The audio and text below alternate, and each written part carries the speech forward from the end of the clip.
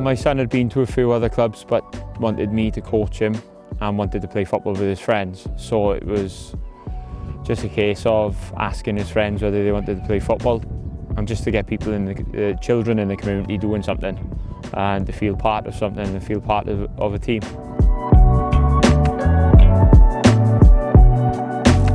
They had 6 children who wanted to play.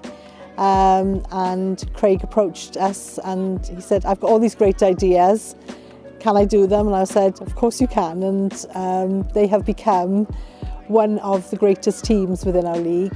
They are an inclusive team. They accept children regardless of who they are, where they come from, their backgrounds. They look after their medical needs and they've formed a wonderful family and community within football within the league. This club is I mean, it's everything. It's everything for the kids, and it's just so important. Like, it makes me quite emotional actually thinking about it, if I'm honest, because it's just. I mean, I can only speak for my kids, obviously, and without this club, they wouldn't be who they are now, and I'm so grateful for that. It's nice to be nominated for such a big award when we've only been going a couple of years.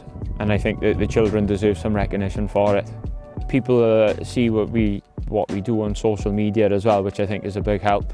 We just put on the activities and stuff we do for the children, and people want to join us, which is great for us.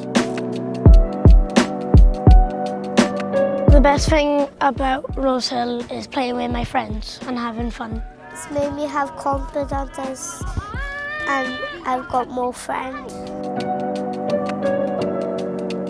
They are such positive role models for the game, and it's how we would want to see football played within our junior league structure.